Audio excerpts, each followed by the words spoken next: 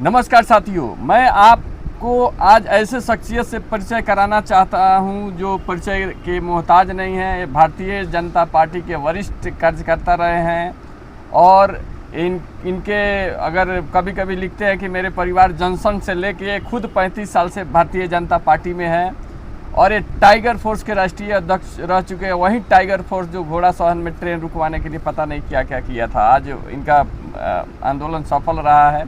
तो आइए, प्रभु नारायण जी हैं। तो प्रभु नारायण जी, ये एक बात बता दें, शिवहर लोकसभा से लोकसभा प्रत्याशी का नामांकन भी भरा था, हालांकि बाद में इनको मना लिया गया भाजपा के लोगों द्वारा और उसका परिणाम ये हुआ कि भाजपा की प्रत्याशी वहाँ से रामा देवी जी जीत गई। तो अब प्रभु नारायण जी, 2025 का विधानसभा चुनाव आ रहा है, इसमें आपका क्या योगदान रहेगा? आप क्या कंट्रीब्यूशन दीजिएगा विधानसभा में? आप क्या करने जा रहे हैं विधानसभा में? देखिए, आपने सारी बातें तो आपने ही बता दी कि 35 वर्षों से संघ से लेकर और भारतीय जनता पार्टी का सफ़र रहा।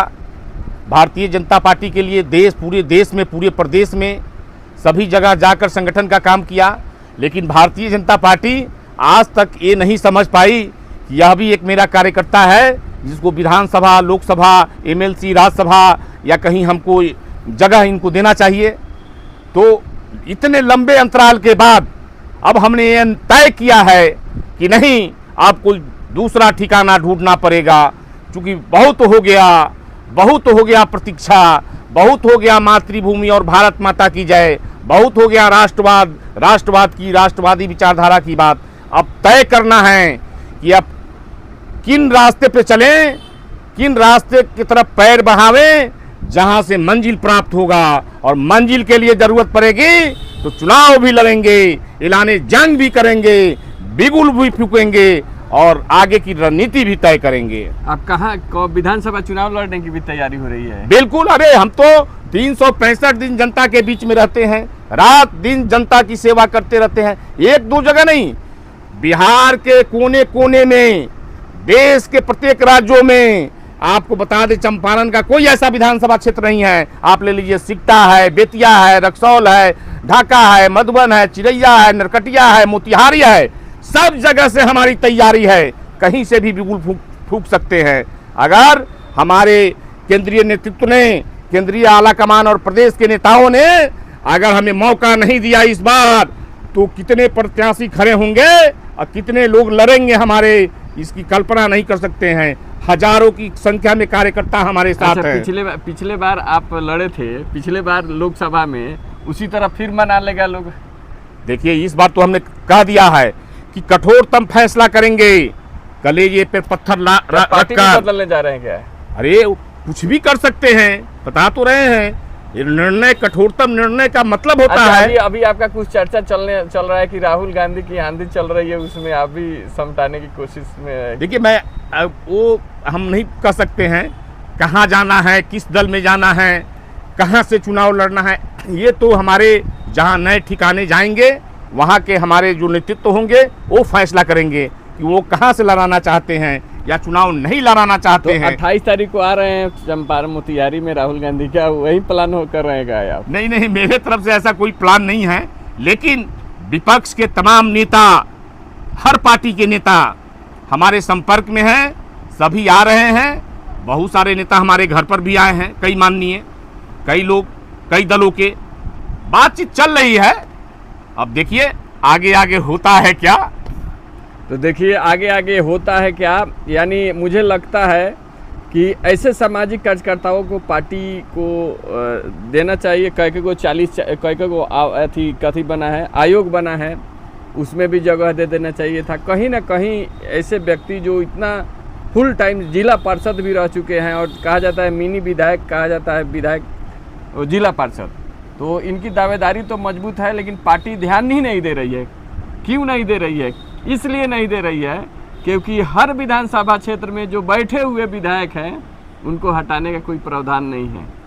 एक ही आपके पार्टी में तो एक आदमी ही लगातार 6 बार 7 बार सांसद और विधायक रह जाता है। तो आप जैसे नेताओं को, ये पार्टी के आला कमान ही की गलती हो सकती है। नहीं, मैं जैसा समझता हूँ। नहीं, मान लीजिए आपके यहाँ कोई जीत रहा है, परफॉर्मेंस है, तो आपको टिकट कैसे देगा? नहीं गिरी जी, मैं आपको पूरी ईमानदारी से बता रहा हूँ, आप इस बात को आपको समझना पड़ेगा। चूंकि मैं नेता बाद में हूँ, समाज सेवी पहले हूँ, और ऐसे समाज सेवी जो अपने पूरे राजनीतिक जीवन में 35 वर्षों के राजनीतिक जीवन में 1 रुपए का भ्रष्टाचार नहीं किया। किसी थाने, किसी ब्लॉक, किसी अनुमंडल, किसी जिला में किसी पदाधिकारी के यहाँ 1 रुपए का लेन देन और घूस की चर्चा नहीं हुई। और लगातार 35 वर्षों से भ्रष्टाचार के खिलाफ आवाज बुलंद कर रहे हैं। हमारे मोदी जी प्रधानमंत्री हैं, कहते हैं कि न हम खाएंगे न खाने देंगे, लेकिन बिहार में क्या हो रहा है? बिहार के प्रत्येक ब्लॉक में चले जाइए, अनुमंडल में चले जाइए, जिला में, अरे चारों तरफ भ्रष्टाचार का बोलबाला है। इन भ्रष्टाचार के खिलाफ प्रभु नारायण ईमानदारी से आवाज उठाता है, इसलिए नेता हमारा टिकट काट देते हैं, इसलिए नेता हमसे खौफ खाते हैं।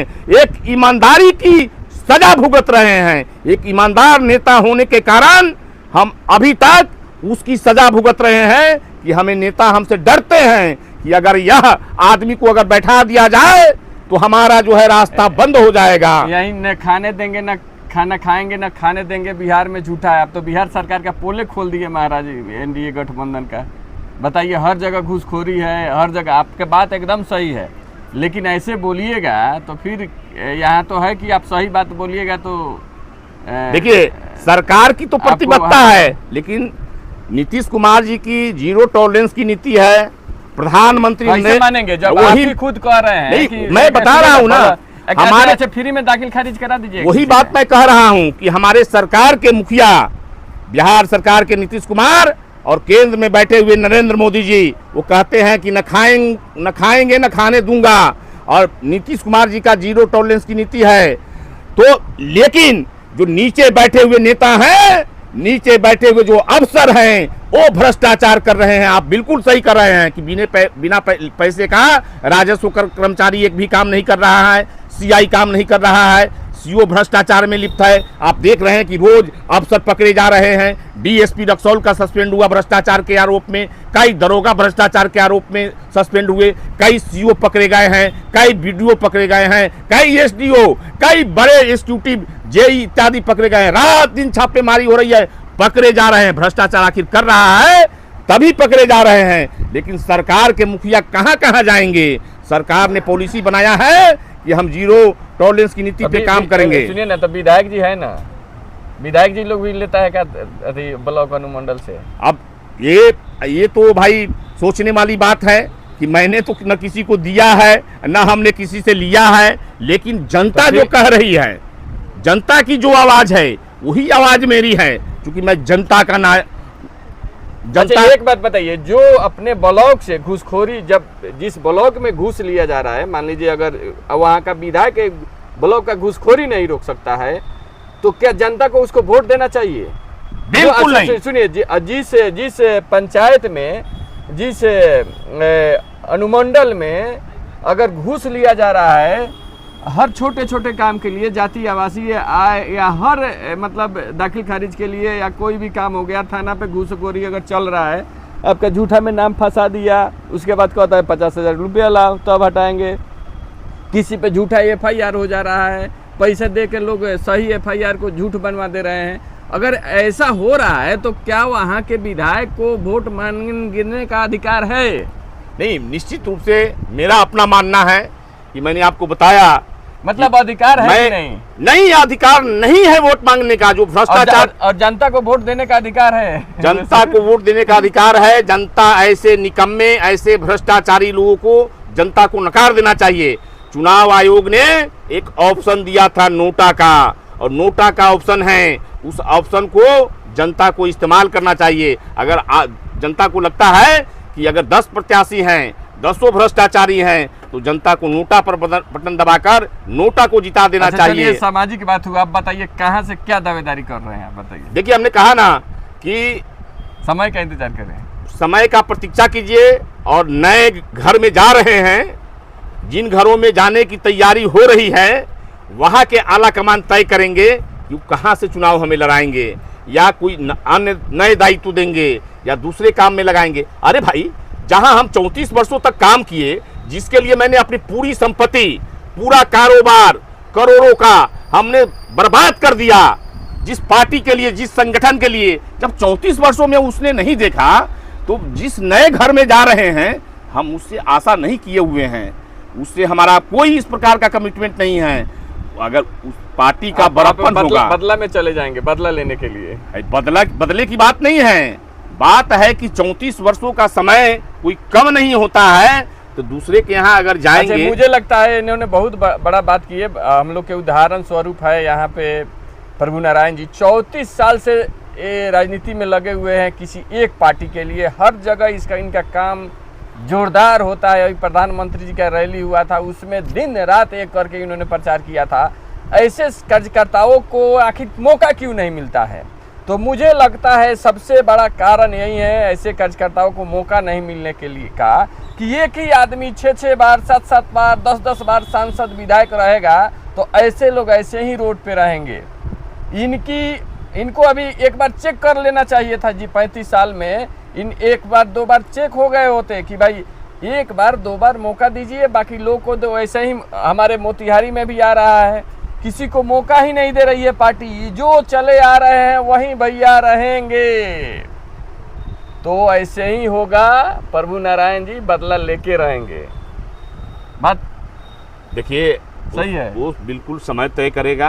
और हमने मना स्पष्ट बोलिए ना महाराज, क्या बात है? देखिए, हम और क्या, हमने तो कह दिया आपको कि हमने मना स्थिति बना लिया है और नए घराने में, नए घर में जा रहे हैं। और नए घर का जो मालिक होगा, वो मालिक तय करेगा कि क्या करना है। और निश्चित रूप से आप जिस विचारधारा में जाते हैं, जिसके लिए काम करते हैं, उसकी प्रतिबद्धता होती है।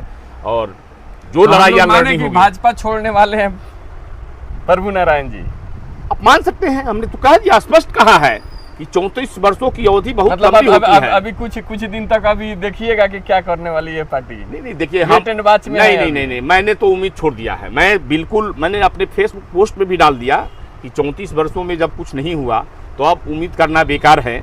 हमने ये बात लड़ना होगा तो कहीं से भी लड़ जाइएगा। नहीं, वो पार्टी जी, वही तो हमने बताया कि अच्छा, पार्टी नहीं लड़ाएगी तो निर्दलीय नहीं लड़िएगा? नहीं, निर्दलीय नहीं लड़ना है। इतना आप जान लीजिए कि जो बिहार के प्रमुख दल हैं, प्रमुख जो गठबंधन हैं, प्रमुख दल हैं, उन्हीं किसी दलों से कहीं चुनाव लड़ेंगे। और जहाँ से लड़ावे वो तय करेंगे, हमें तय नहीं करना है। वो कहेंगे कि नहीं, चुनाव नहीं लड़ना है, आपको संगठन के लिए काम करना है। अच्छा सुनिए, अगर मान लीजिए पार्टी आपको ढाका से ही दे देती है, तो पवन जायसवाल तो आपके बड़े मित्र है, तो फिर मना लेंगे आपको? नहीं, देखिए, इसमें मित्रता की कोई बात नहीं है। व्यक्तिगत संबंध अलग है। पवन जायसवाल जी से हमारा कोई ऐसा नहीं है, सभी लोग जानते हैं, पूरे बिहार में सभी नेता जानते हैं। और कल भी भारतीय जनता पार्टी के पटना के प्रदेश कार्यालय में 1-1.25 घंटा उनसे व्यक्तिगत रूप से बातचीत हुई। तो देखिए, राजनीति में बातचीत, मतभेद हो सकते हैं, मनभेद नहीं होने चाहिए। मतलब तो हमारा मतभेद है, लड़ सकते हैं। हाँ, बिल्कुल। वो जिस दल में, हमने तो पहले ही कहा कि जिस दल में जाएंगे, उस दल के मुखिया को तय करना है, उस दल के आला कमान को तय करना है। वो हमें चुनाव लड़वाएगी, कि संगठन का काम देगी, क्या करेगी, क्या कहेगी, वो जो कहेगी उसी रास्ते पर, जिस प्रकार से महागठबंधन की तरफ जाने वाले हैं आप। अब ये तो मैं नहीं कह सकता हूँ, क्योंकि अगर देखिए महागठबंधन से लड़ते हैं तो हम लोग सामाजिक लोग हैं, दोनों आदमी को जानते हैं, दोनों में से कोई जीते हम लोग को खुशी होगी। अब जनसुराज में भी जाने का प्लान है क्या? हो सकता है, इसमें कोई बड़ी बात नहीं है, कोई बड़ी बात नहीं है। देखिए, मेरे भी अपने कुछ कमिटमेंट है। अब कौन दल वो पूरा करता है, जैसे हर आदमी कहीं भी दूसरे जगह जाता है तो उसके कुछ अपने कमिटमेंट होते हैं, तो जो उससे खरा उतरेगा उसके साथ जाएंगे। ये थे प्रभु नारायण जी, और इन्होंने बहुत बेबाकी से अपनी बात कही। इनका दर्द है कि 35 साल से किसी पार्टी में सेवा कर रहे हैं। उससे पहले इनके पिताजी और दादाजी भी उस पार्टी के लिए नींव रखने का काम किए हैं, लेकिन आज ये निराश होकर सोच रहे हैं कि हम स्विच करें किसी ऐसे पार्टी की तरफ जो